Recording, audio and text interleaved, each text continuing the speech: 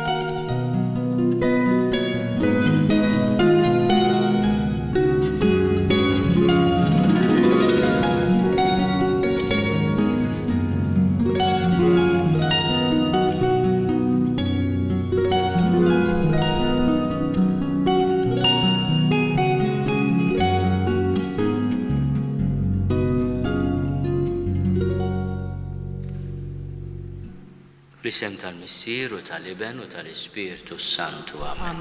Il-paċi magħkom. U miegħek ukoll. Huwa ta' ferħ kbira lija li nqaddis minn din il-Knisja antika ħafna, Santa Marija ta' Bir Miftuħ. Nirringrazzja ħafna lil din l-art ħelwa li fl-1971 ħadet ħsieb li dan il-ġojjel jibqa' sħiħ u jasal għandna qawwi u sħiħ. Imma nfakkar ukoll li din hija l-ewwel knisja tal-parroċċa antika ħafna tal-Gudja. Hawnhekk kienet waħda mill-ewwel 9 parroċċi ta' Malta, Santa Marija ta' Bir Miftuħ. U għalhekk illum ninaqdu mal-eruq tagħna, eruq antiki ħafna, id-devozzjoni tal-poplu Malti lejn il-misteru ta' tluħ is-sema tal-Madonna. U niftakru wkoll f'daw kollha li ħadmu hawnhekk il-benefatturi tant ġenerazzjonijiet ta' Gudjani li tagħmdu hawnhekk, li żewġu hawnhekk, li nataw l-aħħar tislima ta' ħajjithom fuq din l-art hawnhekk. U aħna nħossuna parti minn din il-familja li ma tħares biss lejn il-futur b'tama, imma nsittama tagħha titnissel mill-fatt li għandha eruq profondi. U nirringrazzjaw lil Alla li hawn min qed jieħu ħsieb dan il-patrimonju sabiħ. Fil-bidu ta' din il-quddiesa nitolbu l-għaqal, il-mulej illum ifaħħar lil min hu għaqli u jgħidilna kemm hemm bżonn li tkun naqra li intom ukoll ta'. U nitolbu maħfra tal-bluwa li kultant imexxi l-għażliet tagħna. Mulej ħniena. Mulej ħniena. Kristu ħniena. Kristu ħniena. Mulej ħniena. Mulej ħniena. Iħenna lina Alla li jista' kollox jafrinna dnubietna u jwassalna l-ħajja ta' dejjem. Amen. Glorja l-Alla fil-għoli ta' smewiet u paċi fl-art li bnedmin ta' rida tajba. Infaħruk, inberkuk, nadorawk, natulġih, irrodulek ħajra l-glorja kbira tiegħek. Mulej Alla s-Sultan tas-sema, Alla Missier li tista' kollox, mulej Iben waħdini Ġesu Kristu, mulej Alla ħaruf tal-Alla bil-Missier, int li tneħħi d-nubietna ħenna lina, int li tneħħi d-nubiet tad-dinja il-qatt tal-btana, int li qiegħed fuq l-lemin tal-Missier ħenna lina, għaliex int waħdek qaddis, int waħdek mulej, int waħdek il-għoli Ġesu Kristu, mal-Ispirtu Santu, fil-glorja tal-Missier Alla. Amen. Nitolbu. U Alla inġbart id-digriti kollha tal-liġi mqazza fil-kmandament tal-imħabba tiegħek u tal-proxmu. Għamel li aħna nħarsu l-preċetti tiegħek biex jistoqilna naslu fil-ħajja ta' dejjem. Bibnek Ġesu Kristu Sidna li Alla u miegħek jgħix u jisaltan fl-imkien mal-Ispirtu Santu għal dejjem ta' dejjem. Amen.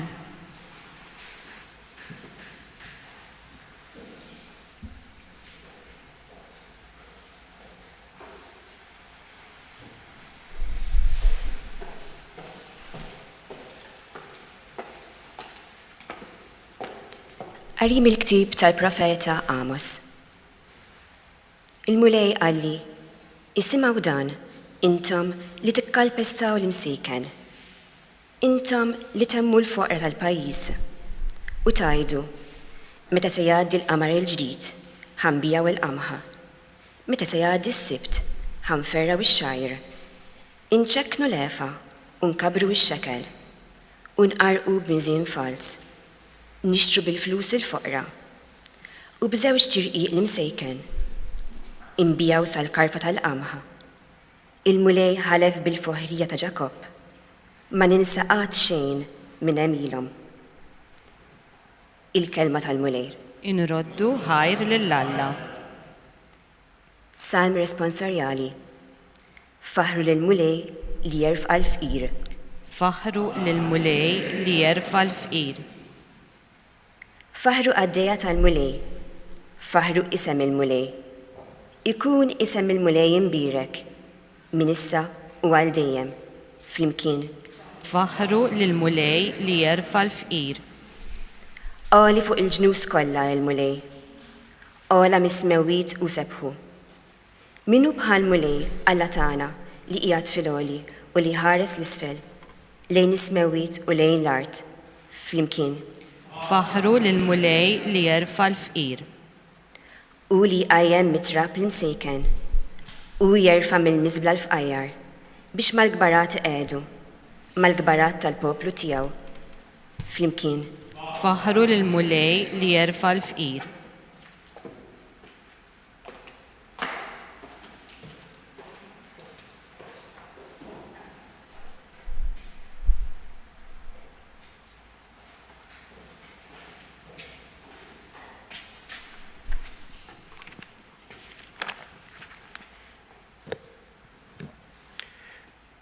Qari mill-ewwel ittra ta' San Pawlo Apostlu lil Timotju. Aziz, nitolbok l-ewwel nett li jsiru suppliki, orazzjonijiet, talb u ratti l-ħajr għal bnedmin kollha. Aslaten għal dawk kollha li għandhom xi awtorità biex inkunu nistgħu ngħaddu ħajja fil-kwiet u fis-sliem, fit-tjieba u kif jixraq. Dan hu tajjeb u jogħġob lill-Alla Salvatur tagħna li jrid li l-bnedmin kollha jisalvaw u jaslu biex jarfu l-verità. Għax wieħed hu Alla u wieħed hu il-medjatur bejn Alla u l-bniedem, il-bniedem Kristu Ġesu, li tali l-nnifsu bħala prezz tal-fidwa għal kulħadd. U x-xhieda ta' dan ingħatat f'waqta.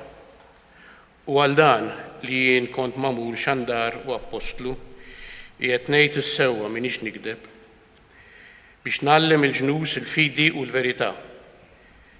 Nixtieq li l-irġiel jitolbu flimkien jerfgħu il fuq idejn safja bla għadab u bla ġlied. Il-kelma tal-mulej. Inroddu ħajr lill-Alla.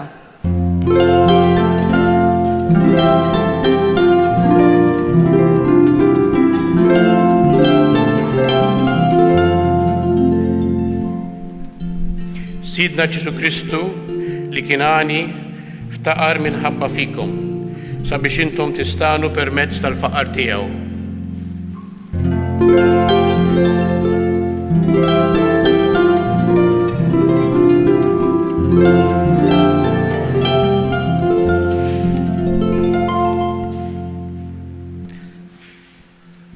Il-mulej magħkom. U miegħek ukoll. Qari mill-Evanġelju skont San Luqa. Glorja lilek, mulej. F'dak iż-żmien Ġesu qal lid-dixxipli tiegħu. Kien hemm raġel għani li kien lu amministratur u lil dan xlewh lil sidu li kien qiegħed iberbaqlu ġidu. Għalhekk is-sid sejjaħlu u qallu: dan x'inhu li qiegħed nisma' fuqek? Agħtini kont tal-amministrazzjoni tiegħek, għax ma tistax tibqa' iżjed amministratur tiegħi. L-amministratur bejnu u bejn ruħu qal: issa x'sejjer nagħmel? La darba sidi se jneħħili mill-amministrazzjoni. Immur nażaq ma niflaħx. Nittallab, nistħi. Naf x'nagħmel, ħalli meta nitwarrab minn fuq din l-amministrazzjoni insib lil ħadd ieħor li jilqani għandu. U wieħed bat għal dawk li kellhom jagħtu lil sidu. Kemm għandek tagħtih lil sidi? Staqsa lill-ewwel wieħed. 100 barmil żejt, wieġbu dak. Qallu l-amministratur, oħroġ il-karti tiegħek, oqgħod bil-qiegħda malajr u ikteb 50. Lill-ieħor staqsih, u int kemm għandek tagħti? 100 xkora qamħ, wieġbu, qallu oħroġ il-karti tiegħek u ikteb 80. U s-sid faħru lil dak l-amministratur ħażin tal-li ħadem brasu, għaxu li din id-dinja jimxu bil-għaqal aktar minnu li tiddawl ma minnu tal-qata tagħhom. U jena ngħidilkom, għamlu għalikom infuskom ħbieb ta' qlieħ iħżunija, ħalli meta jonqoskom jilqgħukom fl-erejjex ta' dejjem. Minnu fidil f'ħaġa tas-sew żgħira u fidil ukoll fil-ħafna. Minnu diżonest f'ħaġa tas-sew żgħira u diżonest ukoll fil-ħafna. Jekk mela ma wrejtux ruħkom fidili fil-qlieħ il-ħażin, min se jafdakom fil-ġid veru? U jekk ma wrejtux ruħkom fidili f'dak li hu ta' ħaddieħor, min se jagħtikom dak li hu tagħkom? Ebda għaddej ma jista' jaqdi żewġ sidien. Għax jew ikun jobot lil wieħed minnhom u jħobb lil ieħor, jew jintrabat ma' wieħed u jistmel lil ieħor. Ma tistgħux taqdu lill-Alla u lill-flus. Il-kelma tal-mulej. It-tifħir lilek Kristu.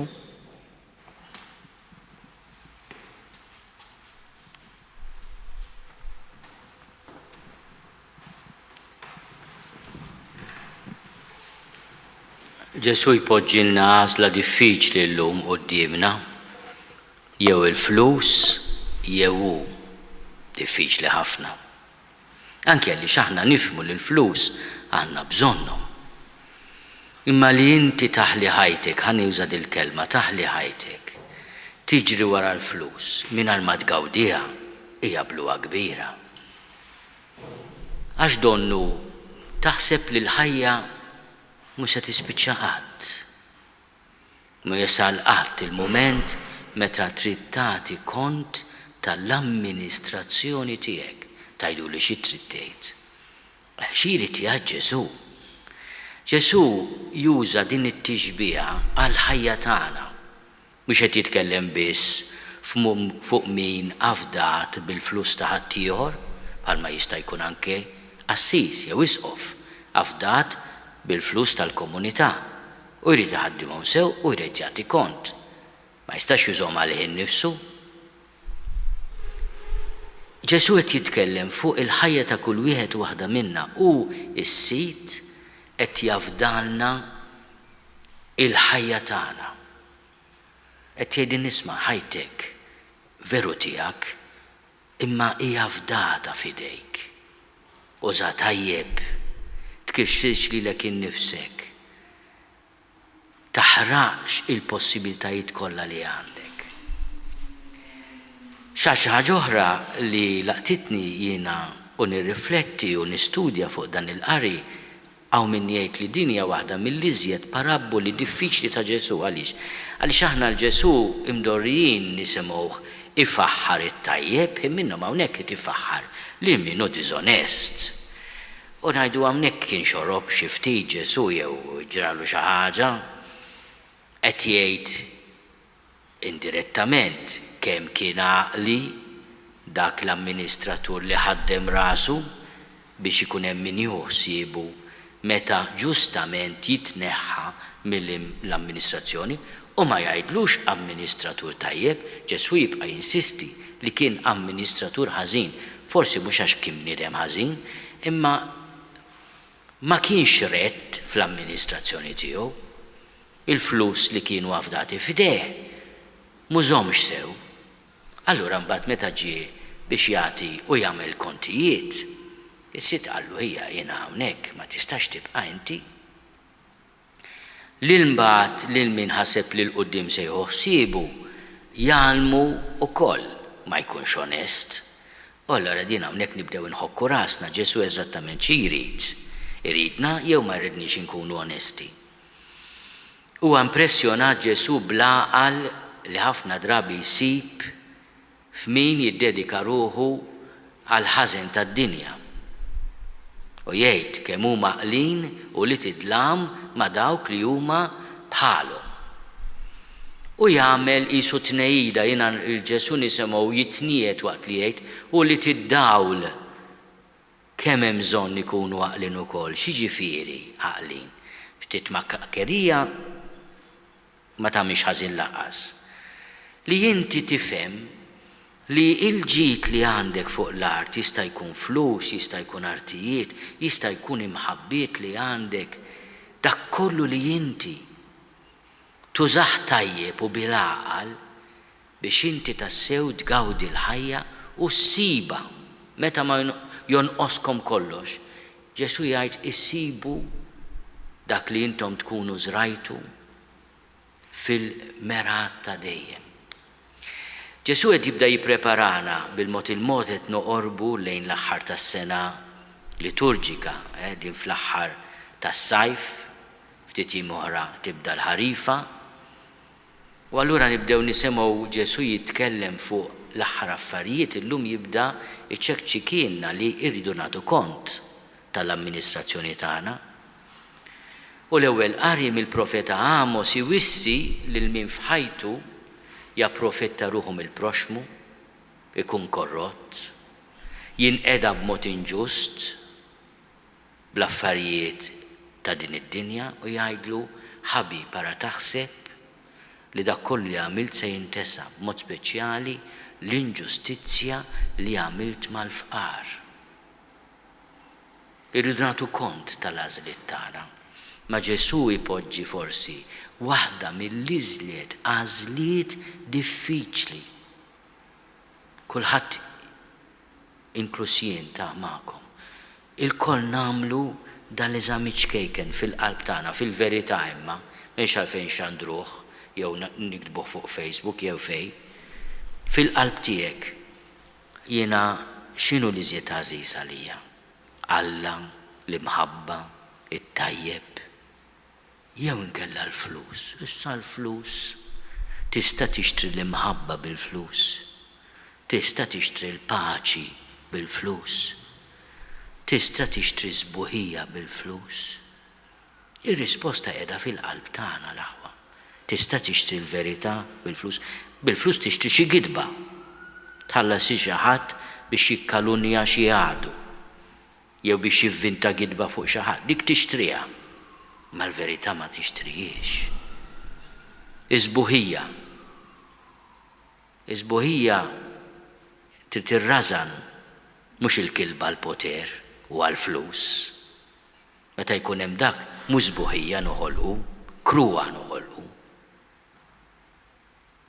U daw l-affarijiet narawhom bajnejna kuljum u xorta ma nifhmux. Li Alla meta jpoġġi qudiemna l-għażla bejnu it-tajjeb u l-veru l-flus iridilna l-aqwa ġid. Il-flus tajbin bħala għodda m'għandhomx ikunu dawk li jisirqulek qalbek. Aħna għandna din espressjoni bil-Malti, seraq li qalbi. Kieku seraq ilek Alla, qegħdin fidejn tajba, imma jekk jisirqhomlok Alla tiegħek isir il-flus. X'sensu li tgħidlek il-flus li għandi fil-bank jew fejn? F'liema gżira mbeda fejn ħadd ma jista' jarrex? Serquli qalbi. Mela qalbek mhux tiegħek ħabib. Oħti hija l-għażla f'idejna. Jiena nemmen falla wieħed il-Missier li jista' kollox, li ħalaq is-sema u l-art, dak kollu li jidher u dak li ma jidhirx. U f'mulej wieħed Ġesu Kristu, Iben waħdini ta' Alla, imnissen minn Missier qabel kull żmien. Alla minn Alla, daw minn daw, Alla veru minn Alla veru. Imnissel mhux magħmul, natura waħda mal-Missier u bih sar kollox. Niżel mismewwiet għalina l-bnedmin u għall-fidwa tagħna. U ħal-ġisem bis-seta tal-Ispiritu Santu minn Marija Verġni u sar bniedem. Salbuh għalina bata ta' Ponzju Pilatu, mietu difnuh, U fit-tielet jum qam minn bejn l-imwiet skont il-kotba mqazza. U tela s-sema u qiegħed fuq il-lemin tal-Missier. U għandu jiġi bil-glorja biex jagħmel ħaq mill-ħajjin u mill-mejtin. U s-saltna tiegħu ma jkollix tmiem. U fl-Ispirtu Santu mulej li jagħti l-ħajja li ġej mill-Missier u mill-Liben. Li hu meqjum mweġġa fl-imkien mal-Missier u mal-Liben u li tkellem f'fomm il-profeti. U fi knisja waħda, qaddisa, kattolika, apostolika, nistqarma mudija waħda l-maħfra ta' dnubiet u nistenna l-qawma mill-imwiet u l-ħajja ta' żmien li ġej. Amen. Ejju resqu t-talb tagħna quddiem il-mulej u nitolbuh kif żgur jixtieq jagħtina d-don tal-għaqal biex nażlu tajjeb u nażlu lilu. Nitolbu. Ismana nitolbuk mulej. Fil-waqt li l-mulej nitolbuh maħfra ta' kemm il-darba ħaddimna l-ġitli tagħna b'mod ħażin, ġisimna, l-imħabbit tagħna, il-ġid tagħna. Nitolbuh jagħtina mħabba sinċira u umiltà kbira biex nagħmlu t-tajjeb.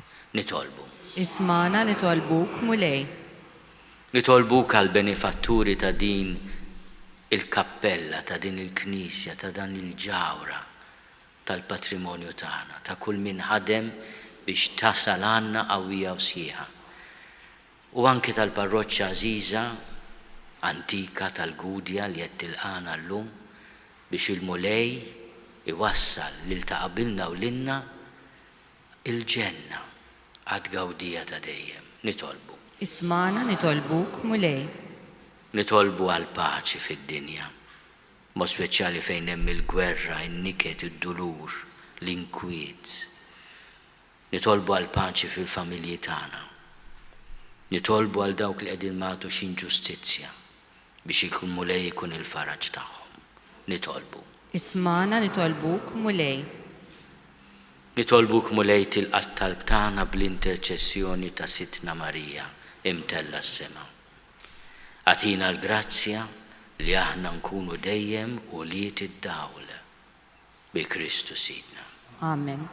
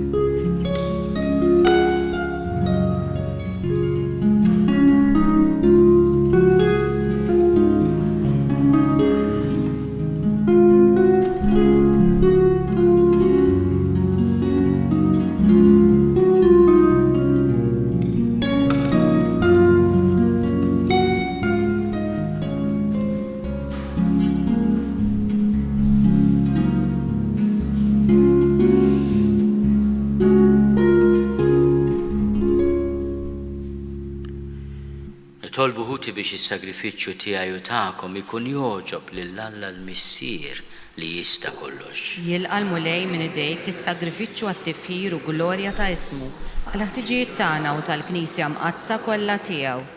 Fil-ħina tiegħek mulej, ilqa' l-offerti tal-poplu tiegħek biex bihom niksbu f'dawn is-sagramenti tas-sema dak li nistqarru b'fidi minn qalbna bi Kristu Sidna. Amen. Il-mulej magħkom. U miegħek ukoll. Nerfgħu lubna l-fuq. Nerfawhom lejn il-mulej. Niżuħaj lill-mulej Alla tagħna. Hekk sewwa u xieraq. Sewwa u xieraq tas-sew mulej missier qaddis. Alla ta' dejjem li tista' kollox. Tajjeb u taġid tas-salvazzjoni tagħna li dejjem u kull imkien inrodulek ħajr. Fik aħna ngħixu u nitħarku. Fik aħna. U ta' kuljum inħossu fuqna tiba tiegħek. U sa minn issa waqt li għadna f'dan il-ġisem, inti tajtna r-ran tal-ħajja ta' dejjem. Għaliex aħna għandna l-ewwel frott tal-Ispirtu li bih qajjimt lil Ġesu mill-imwiet u bih nittamaw li nibqgħu ingawdu għal dejjem il-ġid li ksibna bil-misteru tal-għajt. Għalhekk irrodulek ħajr u flimkien mal-anġli inxandru l-kobor tiegħek waqt li bla qiegħda intennulek. Qaddis, qaddis, qaddis, mulej Alla tal-eżerċiti, ismewtu l-art mimlija bil-glorja tiegħek. Osanna fl-oli tas-smewiet. Imbirek min ġej fissem il-mulej. Osanna fl-oli tas-smewiet. Qaddis tas-sewint mulej. Inti lajn ta' kull dusija. Qaddis għalhekk nitolbuk dawn l-offerti bil-barka tal-Ispirtu tiegħek biex isiru għalina l-ġisem u d-dem ta' Sidna Ġesu Kristu li meta kien se jingħata biex minn rajħibati għal ħobs, ratti l-ħajr, qasam, tali d-disċipli tiegħu qal. Ħudu u kulu l-koll minn dan, għax dan huwa ġismi li jingħata għalikom.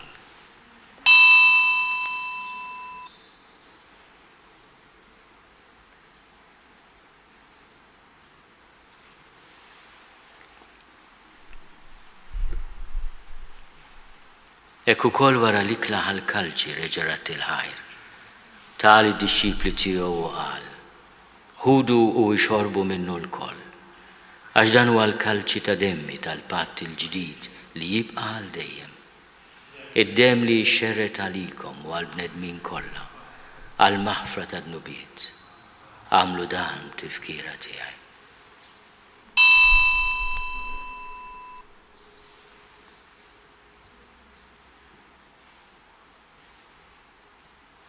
Danu l-misteru tal-fidi.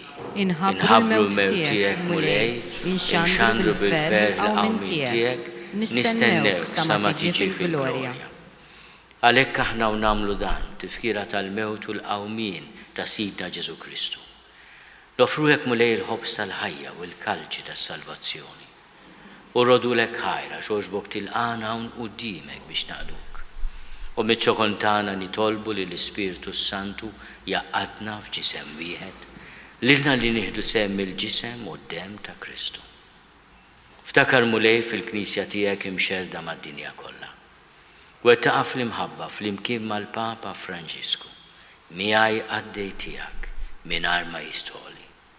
Mal-Isqof Joseph li qed jgħinni, mal-Isqof Anton u mal-Ministri tiegħek kollha. Ftakar ukoll f'ħutna li raqdu bit-tama tal-qawmien. Ftakar fil-mejtin kollha. Daħalhom quddiemek fid-dawl tas-seb tiegħek. Ħenna lina l-kol nitolbuk. Għati lilna wkoll il-wirt tal-ħajja ta' dejjem. Flimkien mal-Verġni Mqazzom Malla Marija, mal-Arus tagħha San Ġusepp, mal-Apostli u l-qaddisin kollha li jgħixu fil-ħbiberija tiegħek sa mill-bidu tad-dinja. Għamel li magħhom infaħruk u nsebħuk b'Ġesu Kristu ibnek. Bi Kristu, ma' Kristu fi Kristu, jingħata lilek Alla Missir li tista' kollox, flimkien mal-Ispirtu Santu, kull ġieħu glorja għal dejjem ta' dejjem. Amen. Ejjew nitolbu. Kif għallimna u ridna nagħmlu liben ta' Alla Ġesu għas-salvazzjoni tagħna. Missierna li inti fis-smewiet jitqaddes ismek tiġi saltnatek. Ikun li trid int kif is-sema hekk fl-art. Ħobżna ta' kuljum għatina llum, aħfrinna dnubietna bħalma nafru li minhu ħati għalina. La ddaħħalniex fit-tiġrid, iżda eħlisna mid-deni. Eħlisna nitolbuk mulej minn kull deni. Għatina fit-tiebu ħnina tiegħek il-paċi fi żmienna biex inkunu ħielsa dejjem midnub u mħarsa minn kull inkwiet. Aħna u nistennew u nittamaw ilena u l-miġja tas-Salvatur tagħna Ġesu Kristu. Għax tiegħek jassaltna l-qawwa u l-glorja għal dejjem. Mulej Ġesu Kristu li għadd lill-apostli tiegħek. Inħallilkom is-sliem, natikom is-sliem tiegħi. La tħares lejn dnubietna. Iżda ħares lejn il-fidi tal-Knisja tiegħek. Għati jaslimu l-għaqda li jint trid fiha, int li tanxu s-saltan għal dejjem ta' dejjem. Amen. Il-paċi tal-mulej tkun dejjem magħkom. U miegħek ukoll. Għatu l-paċi li xulxin.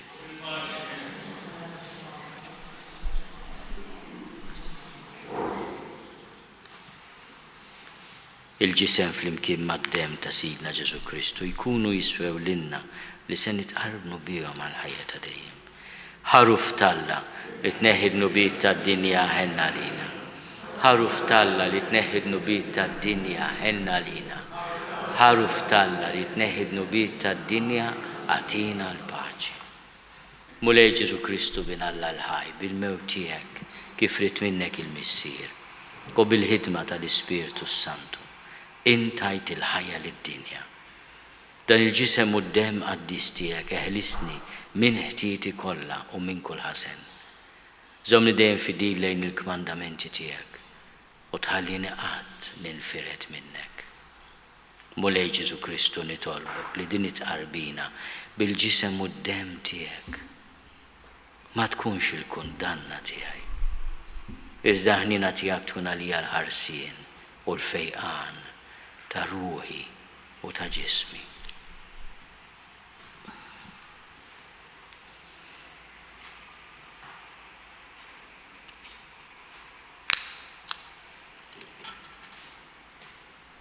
Danu l-ħaruf talla, danu li neħid nubiet tad-dinja, ħennin dawk li huma mistiedna l-ikla tal-ħaruf. Mulej ma jistoqlix li tidħol taħt is-saqaf tiegħi, iżda biss kelma waħda u ruħi tkun infejqa.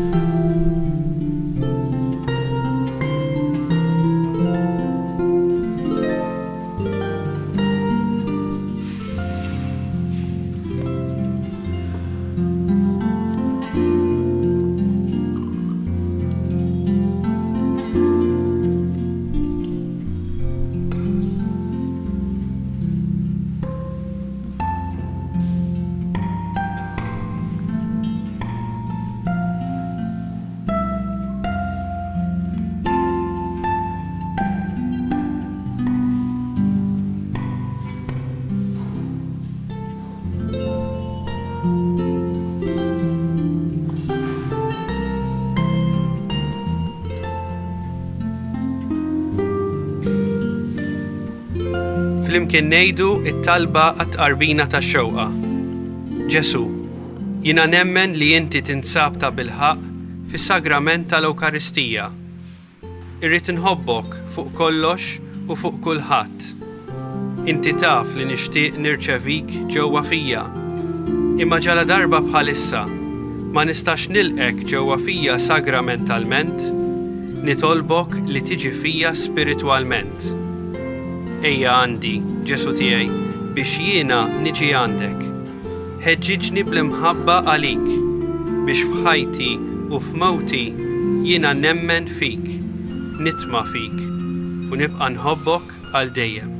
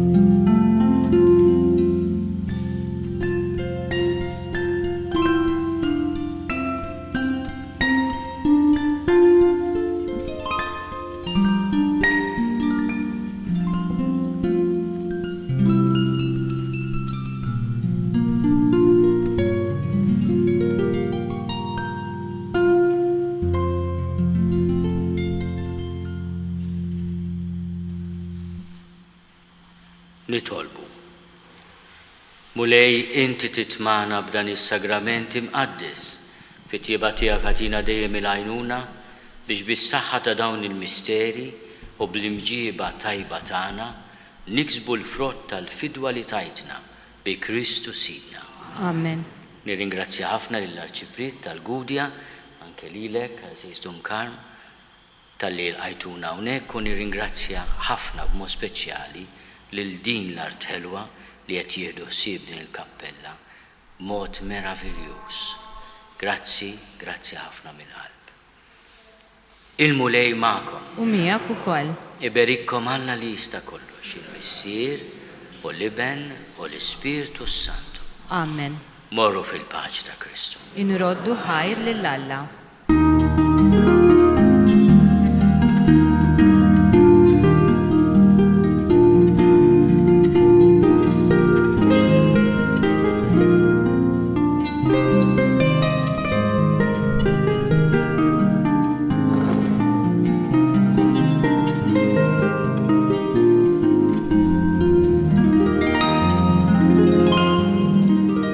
Naslu fit-tmiem din il-qoddisa mill-Knisja ta' Bir Miftuħ fil-Gudja li hija dedikata lil Santa Marija u hija waħda mill-aktar knejjes antiki li nsibu fil-Gżejjer tagħna.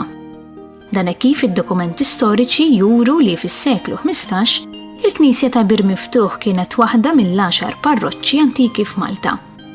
Din l-istess parroċċa dak iż-żmien kellha limiti estensivi ħafna li kienu jinkludu il-Gudja, ħal-Kirkop, ħal-Safi, l-Imqabba, ħal-Tarxin, ħal-Luqa, ħal-Farruġ u Bir Zebbuġa. Il-Knisja kienet ikbar minn dik li naraw illum u jingħad li ma' ġenba kien hemm diversi knejjes żgħar oħrajn, fosthom id-dedikati lill-Assunta, lin-Nattività ta' Sidna Marija, lil San Bastjan, lil San Ġorġ u lil Santa Katerina, li ma' żmien dawn ġew abbandonati u anke ġġerfu. Il-Knisja ta' Bir Miftuħ hija eżempju mill-aqwa ta' arkitettura medjevali. Il-pjanta hija sempliċi u mingħajr l-ebda elaborazzjoni. Andar tal-wieħed b'titular li jirrappreżenta lil Missier Etern iżomm salib u mdawwar bl-anġli. Fl-ispazju ta' taħtu hemm xena ta' għolja fejn il-Madonna bil-Bambin tidher bil-qiegħda fuq isħab, filwaqt li wieħed fuq kull naħa jidhru San Pawl u San Pietru. Minħabba t-telqa kbira li kienet waqgħet fiha din il-Knisja matul is-snin, fis-sebgħinijiet l-awtoritajiet tal-Knisja tawa fidejn l-għaqda volontarja din l-Art Ħelwa sabiex tirrestawra u titgawda mill-ġenerazzjonijiet futuri. B'dawk id-dettalji nagħlqu dan l-appuntament ta' kull ġimgħa. Nawguralkom il-kumplament tal-ħadd it-tajjeb.